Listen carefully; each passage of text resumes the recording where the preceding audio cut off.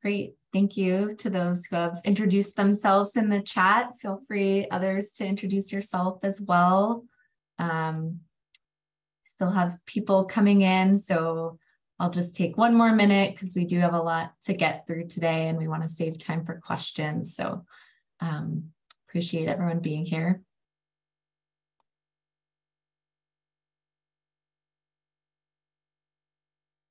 Can everybody see the slides right now?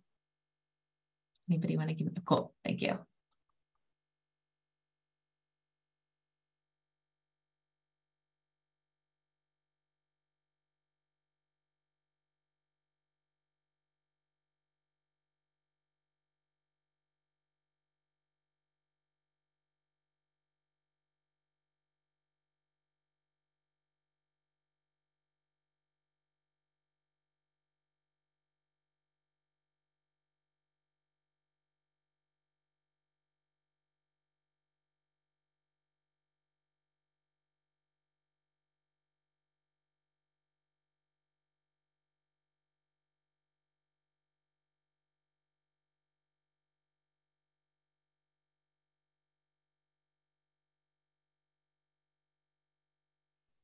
All right, great. Let's get started. And we are, if you haven't introduced yourself in the chat, please go ahead and tell us your name and where you're coming from, what organization. Welcome, everybody. This is an information session for NOFA 2023-3 for LIFT homeownership and homeownership development incubator program funding, which is our new program. My name is Talia Concrevis, and I'm joined today by my colleagues Kim Freeman and Elizabeth Thomas. And Elizabeth, just a question for you, if you could monitor the waiting room and let people in case I don't see it. Thank you. So we're all here to tell you some details about the NOFA and then answer questions at the end.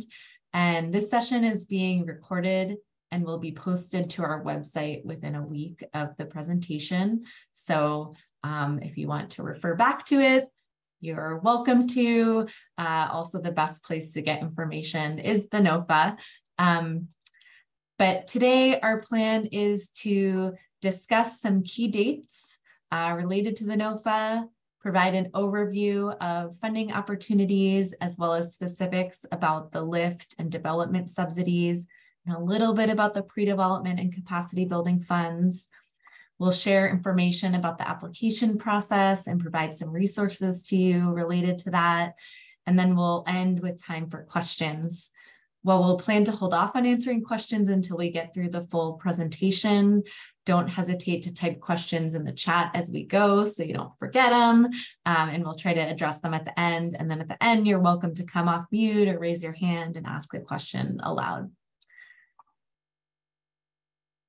Great. So here are just some key dates to keep in mind for this NOFA. The NOFA was published on December 15th. Pre-applications are due on January 17th. The last day to submit questions is the 14th of February, and then applications are due by the 17th of February. And our plan is to announce awards by June, if not sooner. And this is just a reminder, all questions should be directed to our email for homeownership development. So it's listed there. We'll put it again in the chat. We will aim to post any questions sent to that email through FAQs put on our website on a weekly basis or an as needed basis. And so you can expect the first posting related to any questions we've answered will be coming out on Friday. So this NOFA, as you all know, includes multiple funding categories. The table on the slide has a description of each, and we'll be focusing on the first three categories mostly today. We'll be discussing LIFT, supplemental lift grants, development subsidies, and a little bit of pre-development and capacity building grants. For those that are interested in the set-aside grant fund for federally recognized tribes, we'll be hosting an information session specific to those funds on January 5th, 11 a.m. to 12. So this is all in the NOFA as well, but we just want to emphasize that there are different funding categories for each and allocations and eligibility for each of these categories. You can see the max number of applications here, and I'll mention this at the end, but we will be seeking legislative authority to allow for soft set-asides within the general fund categories, meaning that if one is undersubscribed, we would be able to allocate or reallocate those funds to an oversubscribed category. So you can just see it won't tell you all the eligibility here, but you can see that and see that in the NOFA. So Stina asked, what does the maximum number of applications mean? Yeah, just per organization. So organizations can submit up to 3 lift homeownership applications. The max number of applications for any of these categories is 3. So if you submitted 3 lift applications, you wouldn't be able to submit a, say, pre-development and capacity building application. With the caveat that supplemental lift grants don't count as a separate application, and so would just be connected to your lift homeownership application. Talia, there was a question, I think, from Diane Lynn, if the deadline could be extended. At the moment, we're targeting this as the deadline. If partners are facing a lot of difficulty getting this in, I don't know what our flexibility would be. We really hope that people can get the applications in by the 17th. So I'm going to dive into just a little bit more specifics about LIFT and the development subsidies. And so these are just commonalities among the two. So both of these funding sources can be used for new construction of affordable homeownership housing units, conversion of existing non-housing structures into new affordable homeownership housing units, new manufactured home parks, and along with that, projects that have not begun construction beyond site work, so just not vertical construction. So projects that are ineligible include developments that are under construction at the time of application, projects aiming to rehabilitate existing residential structures.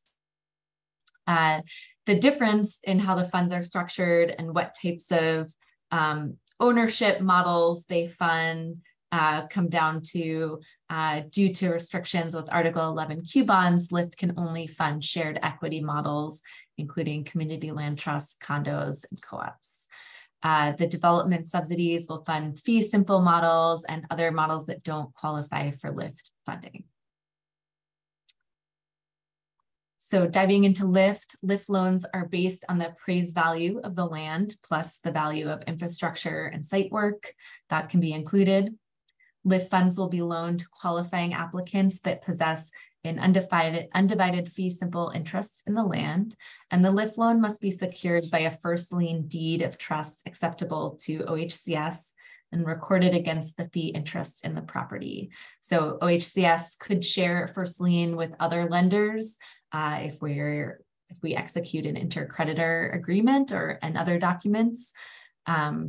So that is okay. And the LIFT loan is structured as a deferred payment loan throughout the affordability period and then can be forgiven if the affordability period is doubled. So the affordability period is a minimum of 20 years, or if there are other longer term restrictions on the funding. LIFT units must be available for households earning 80% or less of area median income at the time of the sale and any subsequent resales for the duration of the affordability period.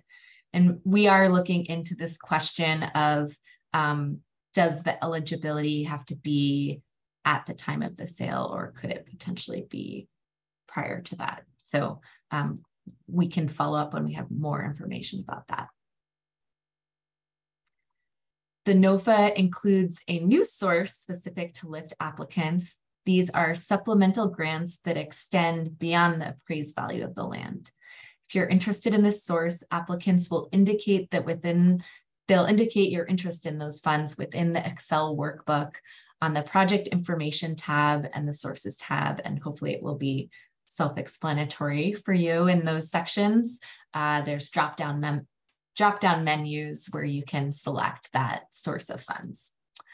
Applicants will also be prompted to answer a question justifying the needs for these funds in the narrative section. So that's basically how you'll tell us that you want these funds. So it's embedded within the LIFT application. Applicants will be awarded the full qualifying LIFT amount first, and then the supplemental LIFT grant given evidence of need. So just the distinction again, whereas the LIFT loan is based on the appraised value of the land, the supplemental LIFT grants are based on the total subsidy in the project.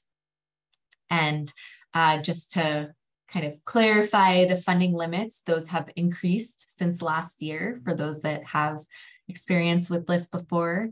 Applicants may request a LIFT subsidy up to the lesser of the value of the land plus infrastructure and site work, verified through an as-built appraisal, assessed value, or real market value, or $200,000 per unit. And then if the project doesn't qualify for the full LIFT cap, applicants can request a supplemental LIFT grant, which again is based on the difference between the total project costs per home less the subsidized sale price, so what the homeowner is actually paying for the home. So let's talk about the development subsidies. This funding is for projects that include any model of home ownership that fits the needs of a specific community. Funds will not be used for projects that qualify for LIFT homeownership funds. Another key difference here is that the affordability period is a minimum of 15 years. And the applicant is responsible for administering and enforcing this affordability period. So we'll be looking to you to hear your plan of how you will administer that 15-year period. We also are allowing applicants to give us a reason why they might qualify for an exemption if it would be harmful to the homeowners that they're targeting this, having this affordability period. And that would be prompted for you to answer in the application. And units must be available for households earning 120% or less area median income. There are two different offerings under this funding category. There's an offering for all not-for-profit entities, and this is in the form of a grant that covers up to 90% of the difference between the total per unit project costs less the subsidized sales price with a cap of $200,000 per home. So this structure looks very similar to what the supplemental LIFT grant structure is. And then the for-profit offering is a construction loan with an interest rate to be negotiated with the developer, a term of up to 3 years, and a balloon payment due upon sale of the home. Applicants, again, may request the lesser of 90% of the difference between the total project cost per home less the subsidized sales price, or the maximum loan amounts based on the number of bedrooms per unit, which you can see in the table. You may see some language in the NOFA that says subject to legislative approval, and this is related to the timeframes with the HDIP funds. This is just because HDIP is funded by general funds, and we need legislative authority to use those funds past June 2023. We'll pursue an early session bill to get this approval, and we're hoping that with having all the applications before the early session bill, we'll know more about the demand and can make a really good case for extending the time frame. Again, we'll also ask for fungibility among the general fund categories so that we can divert resources that are from undersubscribed categories to oversubscribed categories. And other guidelines that apply to both LIFT and HDIP include homes must be completed within a 36-month time frame from receiving the funding reservation. Profit and the developer fee cannot exceed 10%. So that's increased from last NOFA. The budget, the pro forma must include contingency and escalation. And there's some mins and max related to that in the pro forma.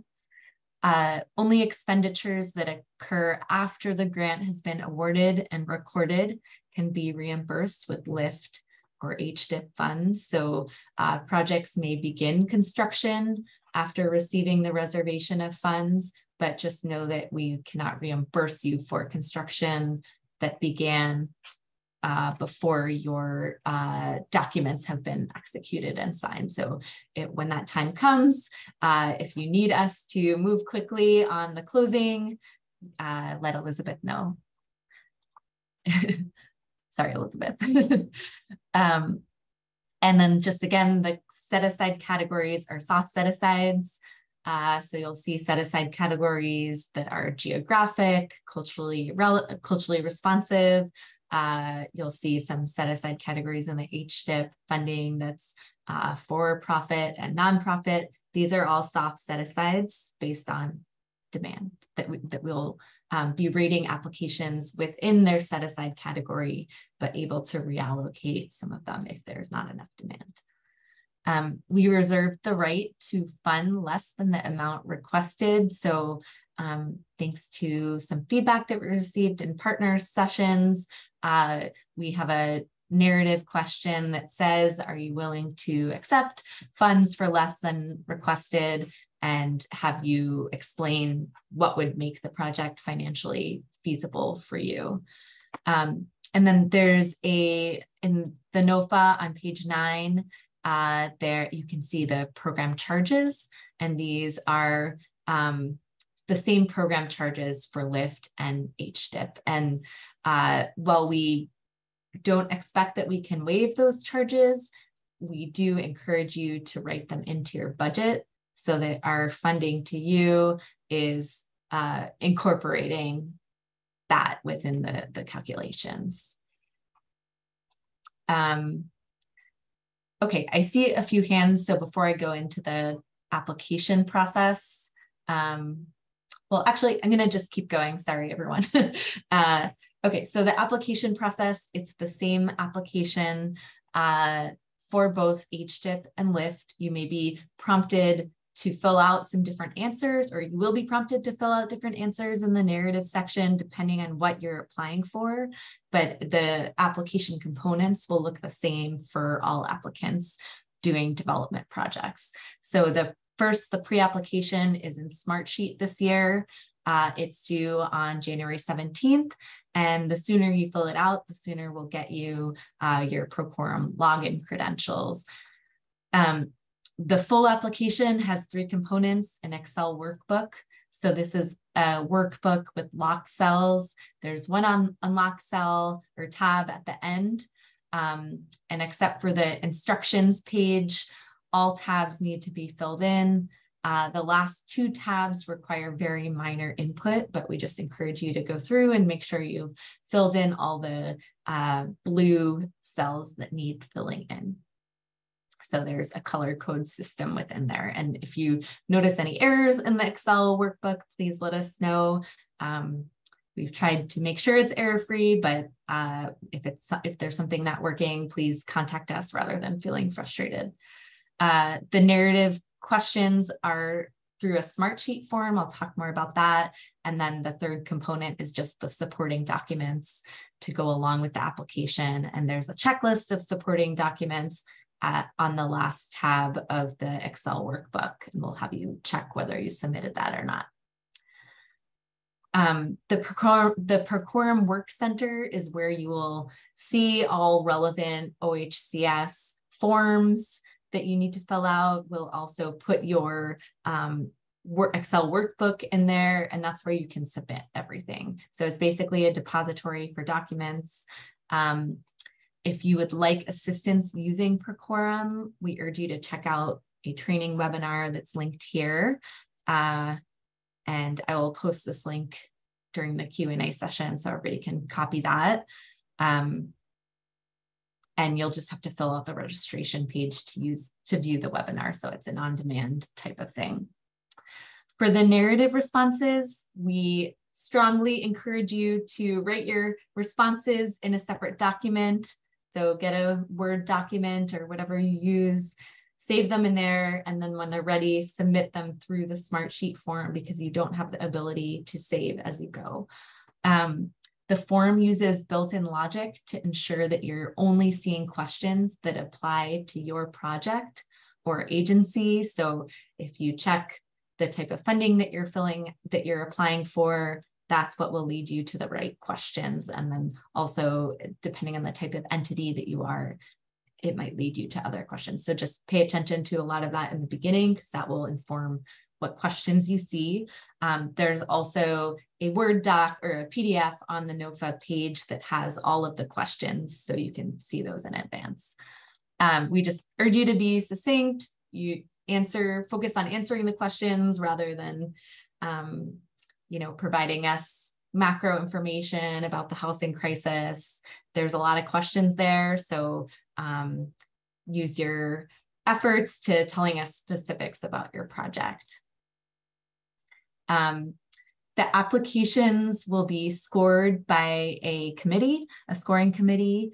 Funds are reserved by OHCS on a competitive basis to projects and applicants that pass the preliminary review, meet threshold requirements, and then are scored on a high enough point scale by the scoring committee. And the NOFA, at the end of the NOFA, you'll see very specific information about the scoring attached to each question that you're filling out. So just urge you to look at that. And then I just want to take a quick moment to discuss the pre-development and capacity building grants.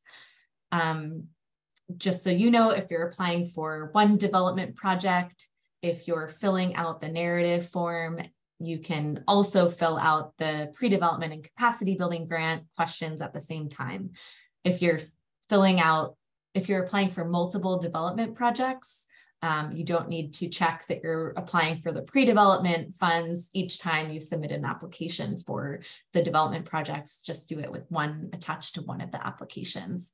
And so basically this application is a narrative with a few questions, and you'll submit a budget for the project that you're proposing, as well as some financial statements, financial audits for the past 2 years.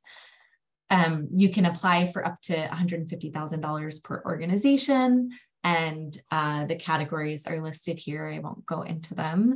And eligible activities must occur during the grant period.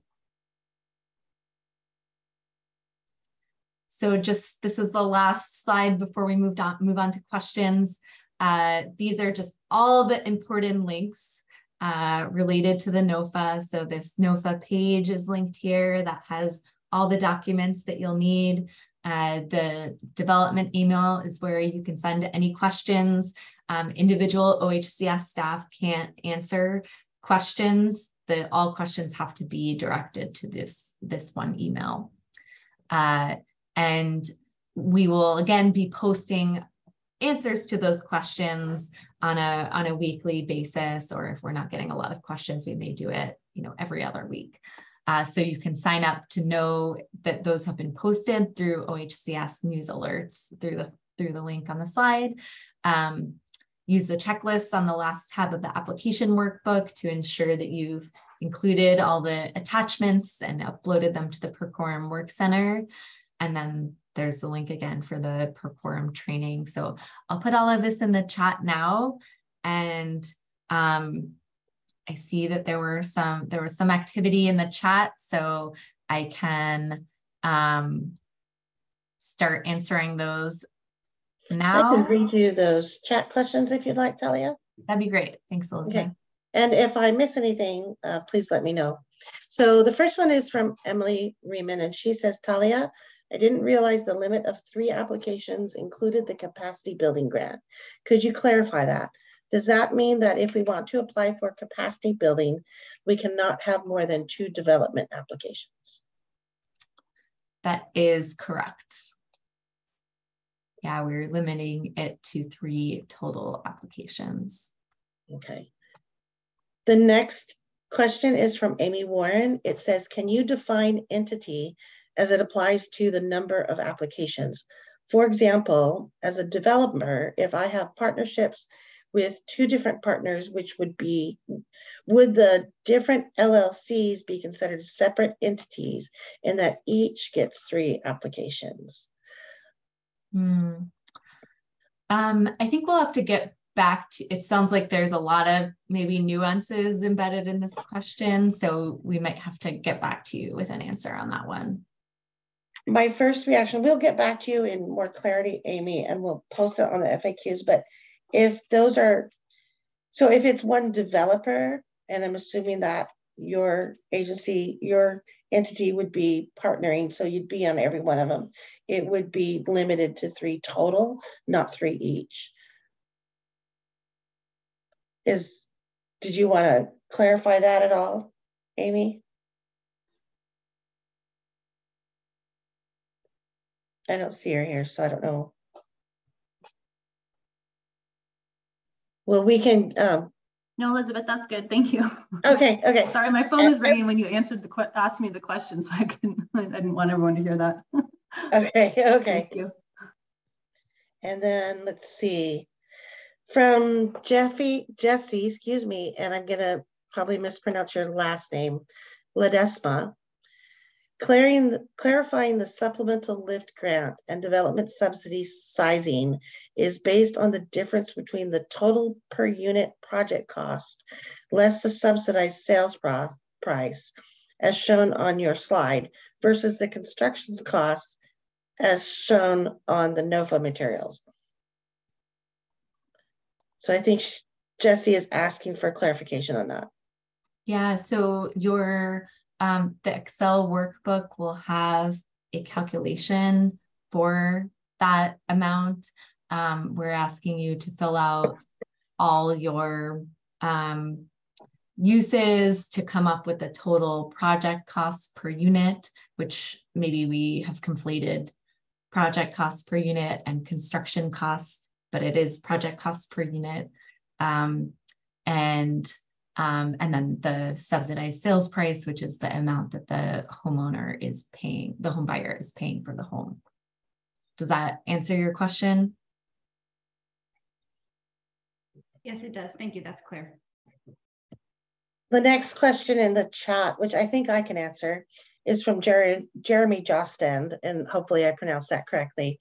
Says, is OHS considering building removal as site work or construction work? And that is site work, Jeremy.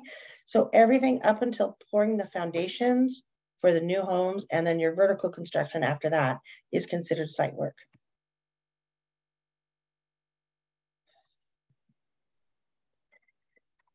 The next question comes from Jesse Ledesma again, and it will OHCS publish the list of accepted pre-application projects after the January deadline.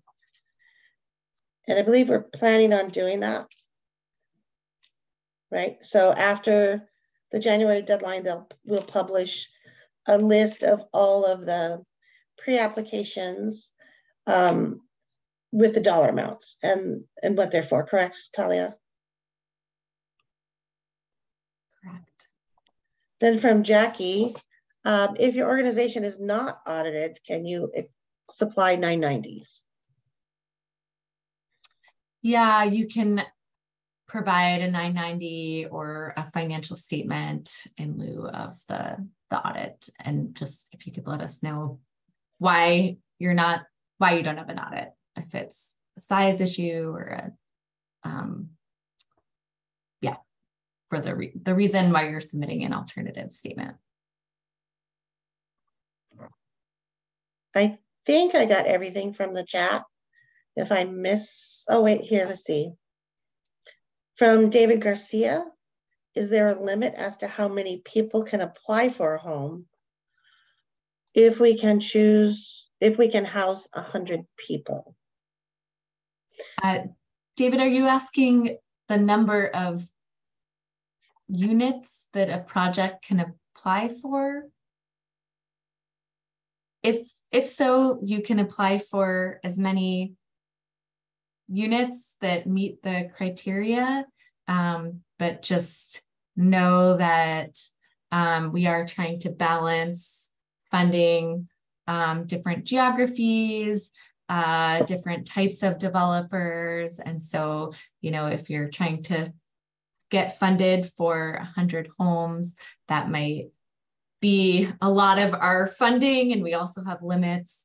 I think the general funds, we won't use more than 20% of it to go to any one entity. So there's just some limits there, but you can apply, and we just may not fund you for all of those homes. Alma, you say the webinar link is not available. We will look into that and send out the correct one. Diane. For those of you who have current projects and have a current Procorum work center, you may have a folder with some Procorum training. If you don't have that in your work center, let me know and I can put that in there. And then when new applicants do get their Procorum work center, they'll also have webinars and a PowerPoint in there about that, of how to use Procorum. I'm sorry, Talia, I think I interrupted you on something. No, that's great. Thank you, Elizabeth. Let's go to people with their hands raised, and then we'll come back to some of these questions. Emily, okay. Do you have a question? Thanks, Talia. I wanted to ask for some clarity and maybe have a quick conversation around that bullet point that said that, and I saw this in the NOFA too, that expenses incurred before closing couldn't be reimbursed using LIFT funds. And that was pretty shocking to me. And I actually went back and read the last two NOFAs to see if I just had missed it before, and it was not in there that I could find. And what that means practically, if I'm reading it correctly, is that like the cost of land, if we have purchased land for a project, can no longer be paid for with LIFT funds or reimbursed by LIFT funds, and that all of our pre-development costs, our architecture fees, our engineering fees, our environmental reviews, all of that pre-development that we have to do to get to the application, and then even more of it to get to close, can't be paid for with LIFT funds.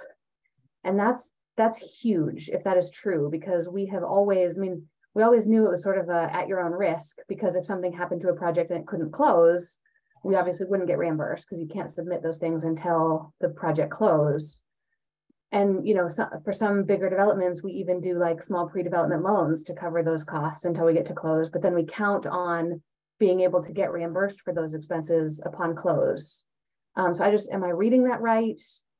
And if I am, is the department open to conversation about what a big shift that is and the financial impact that it might have for us as developers? Yeah, thanks for that question. I think we thought that was I'll have to go back and look, but we thought that was a stipulation of LIFT from prior years. So we'll have to do some internal looking and see if we have flexibility to change that. So I guess the short answer is we're open to a conversation about that and need to do some internal looking first, but it's important for us to know that is a big shift for you, so we can get back to you about that.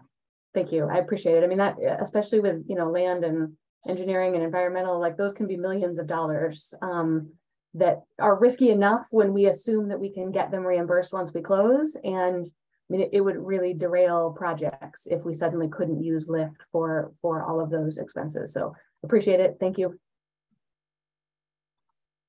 Louis? Hi, it's Lois.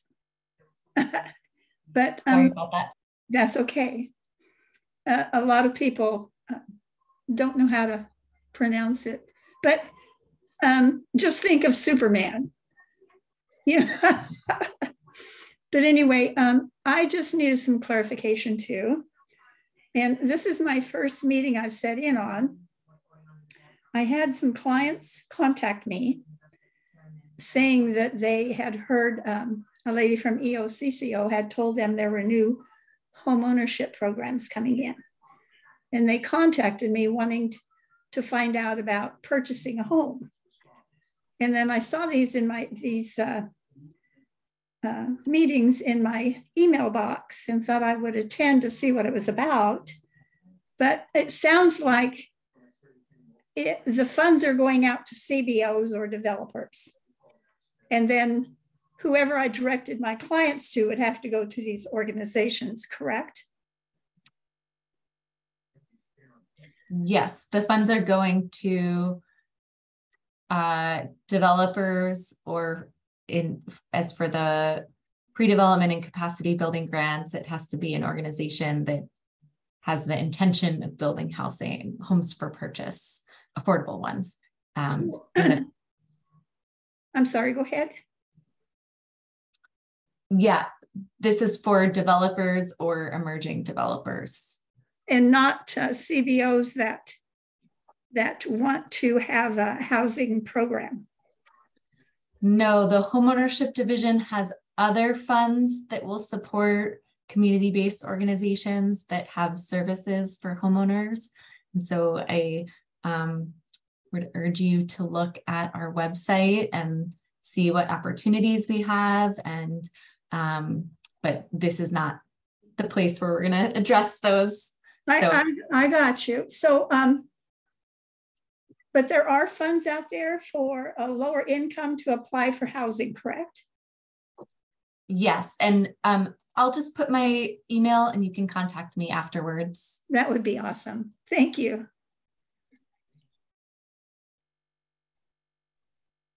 So I see a few more questions here. The pre-application does not specifically ask for the dollar amount request for the project. It actually does ask for that. You just might not be seeing it if you didn't check something. So it will ask you to put the amount that you expect to ask for each category. If we are including the TA capacity dollars in the pro forma, will that be an acceptable gap, recognizing all funds must be committed?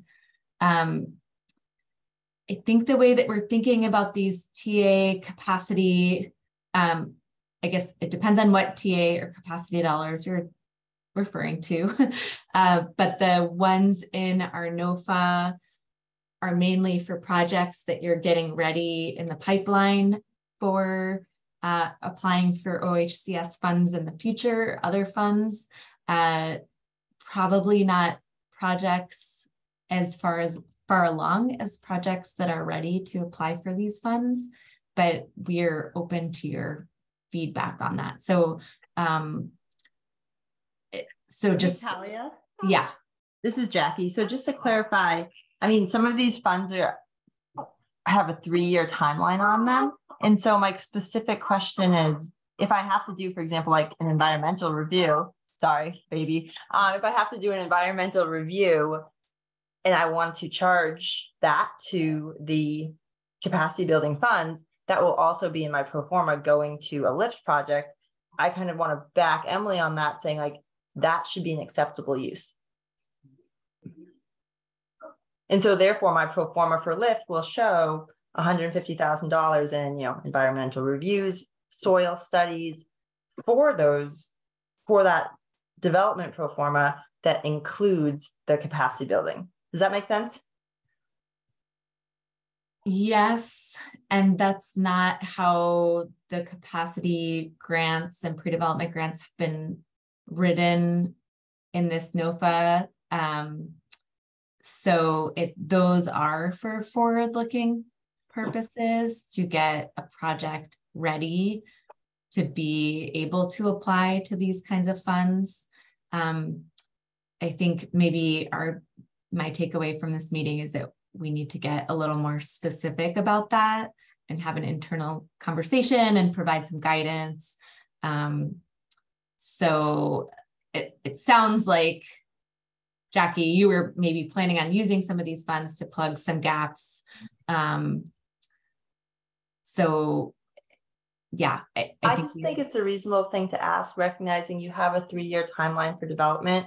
So a project could essentially need land use, studies, architects, all those soft costs that, as written, it does say pre-development. And there's nothing that I noticed after reading the full NOFA that says you can't combine it with a project for LIFT. So I'm looking for the state to clarify exactly where in the application it says you can't. Yeah, it's not that you can't combine it with a LIFT project. It's just that we were not thinking of the use of those funds for projects that are at the point where they are ready to apply for LIFT and development subsidies. So I think let us take this question as one to get back to you with more guidance around that. Thank you. And the timeliness would be helpful because then we have to plug a gap. So thanks. Yeah. Okay. Got it. And I see a question I skipped. Are all legal documents required to be finalized for the application before grant reservation? It depends on the document. There are indications, if you look in the checklist of the workbook, of what needs to be finalized and what is something that can wait until closing. So if you have questions about specific grant documents that don't seem clear in there, or legal documents, just let us know.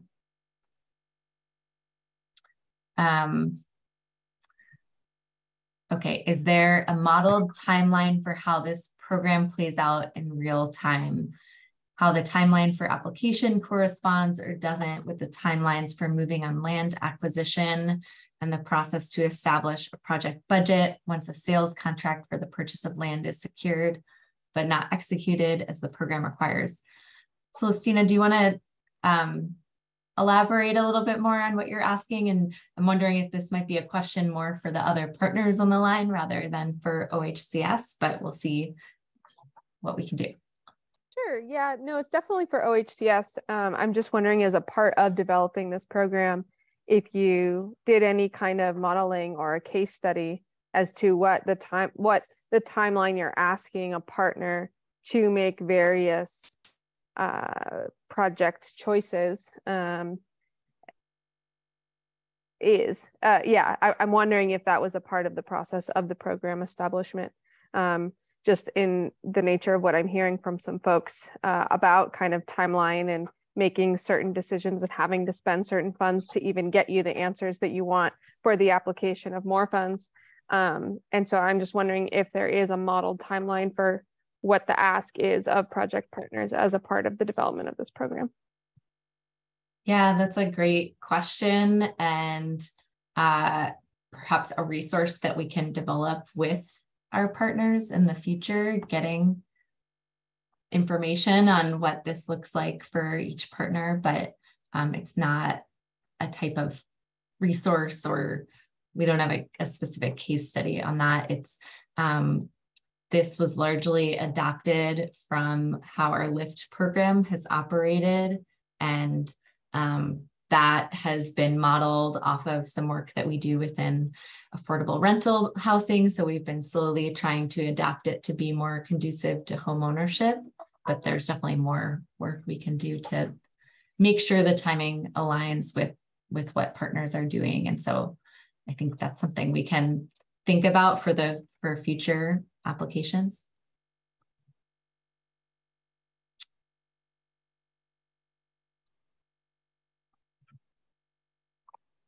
Any other questions?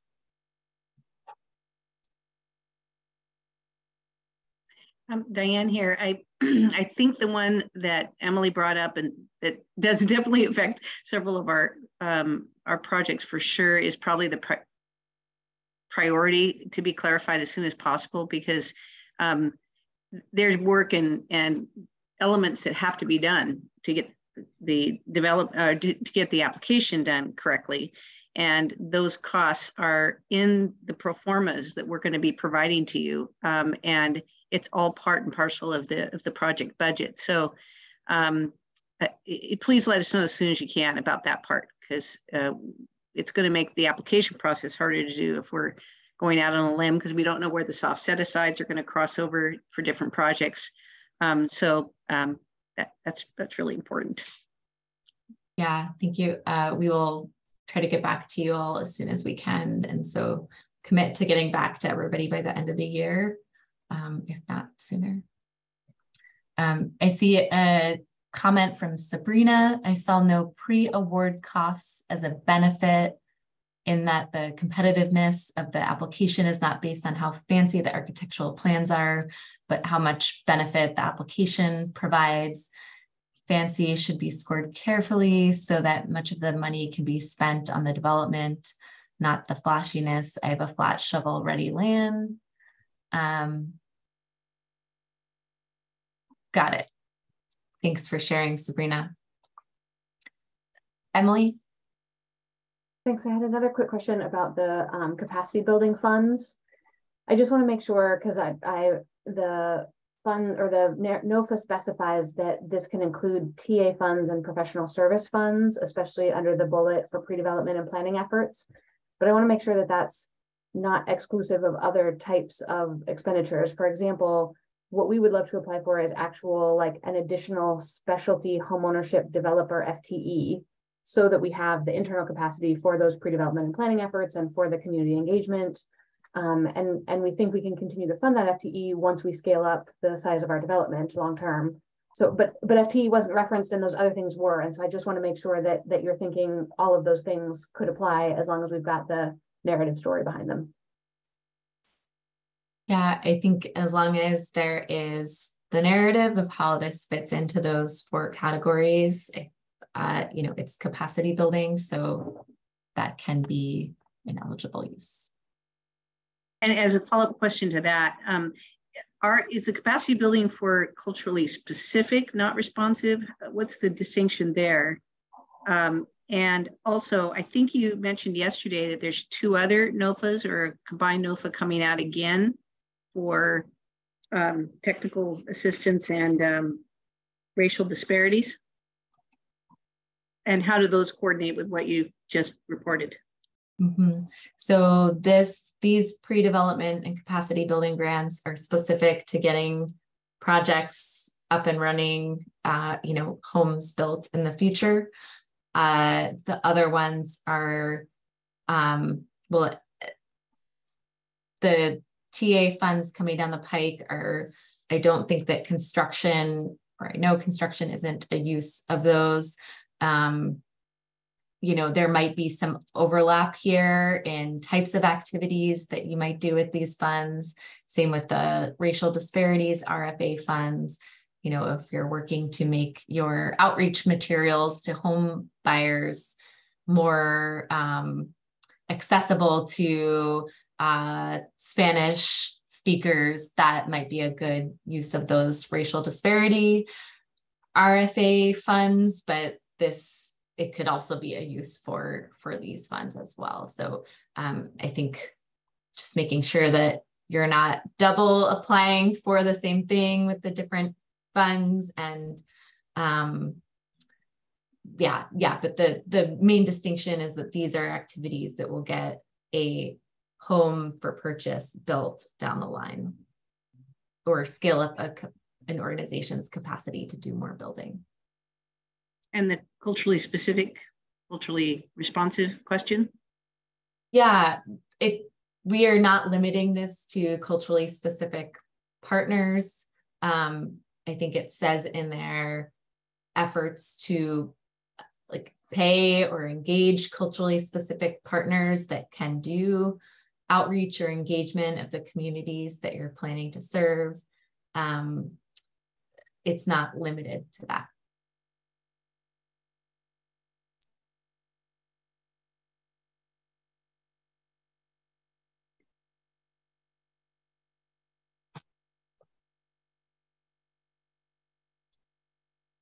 Other questions? Other feedback? Yeah, this is Jackie. Sorry, I couldn't raise my hand. quick question on, could you, for the TA funds, apply for like a real estate broker to sell the homes to make sure they're more accessible to, you know, the broader community? Is that an eligible expense? If you can make a case for how that is increasing efforts to ensure that the home buyers that you're seeking to serve have access to the homes, and yeah, it's a culturally specific or culturally responsive real estate agent or broker, then yes.